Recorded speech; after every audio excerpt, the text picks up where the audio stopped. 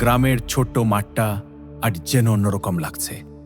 চারপাশে ভিড়, সবাই চিৎকার করছে, গোলো গোলো। আজ ফাইনাল ম্যাচ।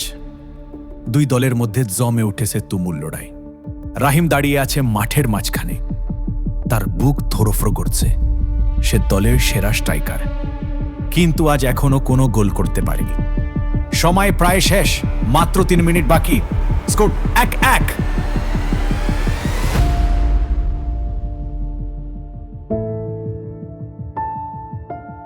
হঠাৎ তার মনে পড়ে বাবার কথা।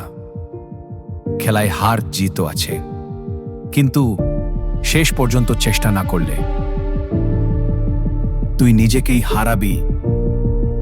এই কথাটা যেন তার ভেতরে আগুন জ্বালিয়ে দিল। ঠিক তখনই বলটা এল তার পায়ে।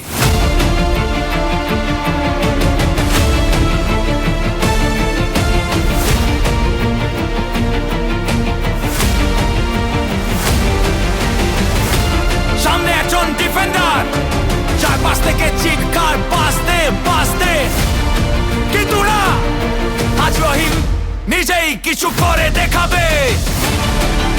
সে ডানদিকে ফেইন্ট করলো, ডিফেন্ডার ভুল করলো, সুযোগ। রাহিম দৌড়াচ্ছে, সামনে শুধু গোলকিপার।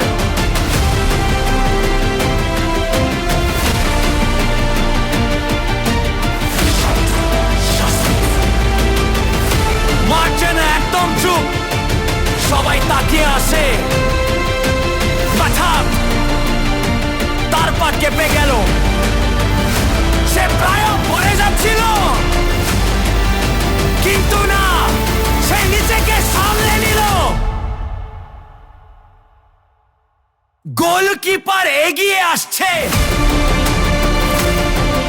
এক মুহূর্তের জন্য চোখ বন্ধ করল রাহিম। তারপর জোরে শব্দ, বলটা আকাশে উঠল, একটা সুন্দর বাঁক নিয়ে সোজা গোলার পোস্টে ডান কোণায় ঢুকে গেল।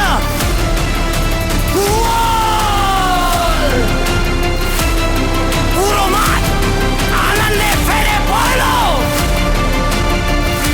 হদিথরা ধরে এসে তাকে জড়িয়ে ধরল। চারপাশে শুধু উল্লাস আর চিৎকার। শেষ বাঁশি বাজলো, ম্যাচ শেষ।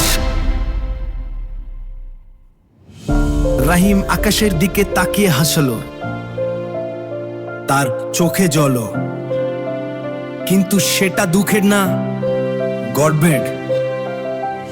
কারণ সে বুঝেছে জয় শুধু গোল করার মধ্যে না, জয় লুকিয়ে আছে শেষ মুহূর্ত পর্যন্ত হাল না ছাড়ার মধ্যে। এটাই আসল জয়।